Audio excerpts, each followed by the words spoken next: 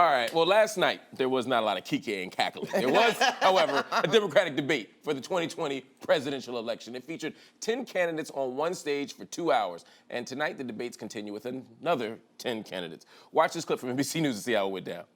Healthcare is a basic human right, and I will fight for basic human rights. I am just simply concerned about kicking half of America off of their health insurance in 4 years. I don't think we should conduct foreign policy in our bathrobe at 5 in the morning. This Democratic Party has to be strong and bold and progressive.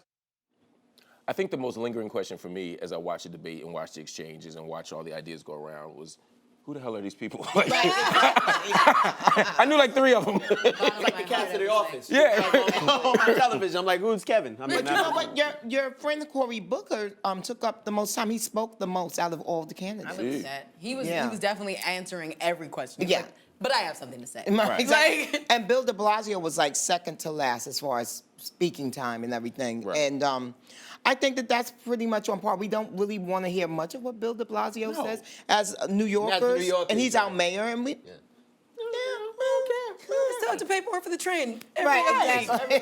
And it's still late, so I don't really know what you can do for me. I don't know. So I mean, but I like Elizabeth Warren. Yeah. I think a lot of people. She's surging right now. Yeah. I think there was a moment where everybody said, Joe Biden is the guy. Just get out of his way and let him win. And then you saw people slowly chipping at him, which is what happens when you're at the top. Yeah. And now you're watching people actually vote their hopes and not their fears. Cory Booker said something that was really important, which is we got to get Trump out of office. He said, but that's a floor, not a ceiling. Right.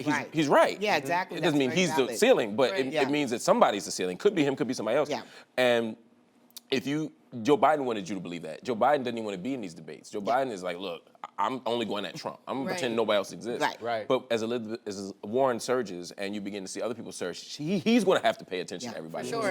And it's dope to see, watching last night's debate, obviously there were some times that got spicy, but Elizabeth Warren stayed her course. She did not care, like if you guys were trying to come, for some of these people up here haven't voted for, she was just like, here's my answer. She did it in the time. She said exactly what she needed to say, and she was empathetic, she was strong, and she was sure of what she had to say. So last night, my winner was Elizabeth Warren. Yeah. I love her. And then all the men up there doing the mansplaining about women's rights. And then what was that one woman who was like, well, I think I can say that I too vote for women's rights, like because the men were up there like kind of like all pontificating about how much they care about women's rights, and it's like, well, there's 3 women up there. Like, let's hear from them. Let's hear from them, exactly. And then you had speaking of that, just the men mansplaining and pandering. It was a lot. It was a lot of pandering. Like we talked about at the beginning of the show, the Spanglish, or whatever you want to call it, that they were doing.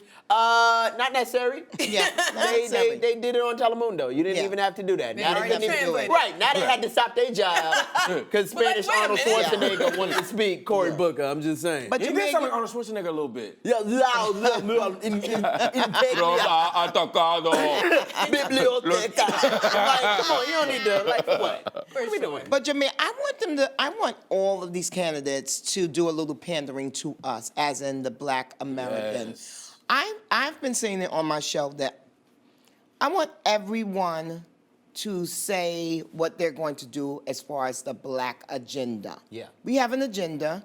We've always kind of been swept up into everyone else's agenda because no one wants to name it. And no one wants to really specifically speak to just us. But I think now is the time, I think for this 2020 situation, they have to tell us what their plans are for us. Yes.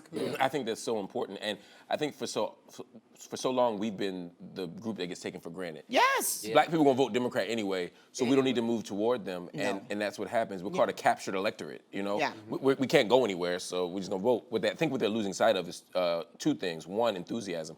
Black folk may not vote Republican, but we damn sure might stay home. Right, which is what happened last time around. Exactly. So so you need to energize base. You need to energize your base, and you need to stop ignoring us, and you do have to have a solid idea around reparations. Yes. As in, I vote for them, I believe in them, I want you to have reparations. That's all I want to hear from the people. And they didn't Here's the plan. last night. Not last night. No, not last night. And it's really frustrating. Zier Patman is on Facebook and writes in, the losers are in this order: Castro, Booker, Warren, O'Rourke, and de Blasio. Wow, that's interesting. I didn't see that. Julia Kidd said Beto and Volker. were the biggest losers. Bowker is definitely the loser because I have no idea who that is. I was about to be like, Right. is that the name of a company? Right. Yeah. Moving company. Beto was getting.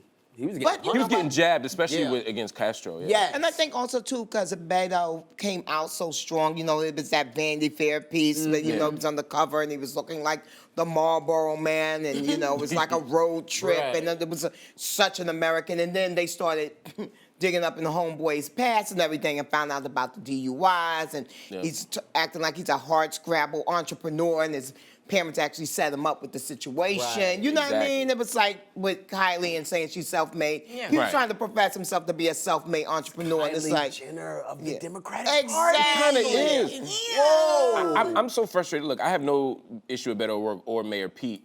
To the extent that they're just like every other candidate, Right. they have every right to run. Right. I don't believe that you need a narrow race. I think the more people are in the race, the more ideas are in the race, the better we are. And if somebody like the governor of Washington is a one-issue person, you know what I mean, or if somebody has a lot of issues, them being in the conversation drags us to the left, hopefully. In 2008, Al Sharpton was in the race. Other people were in the race that dragged us to the left. Right. I think that's okay for a primary. I think that's the point.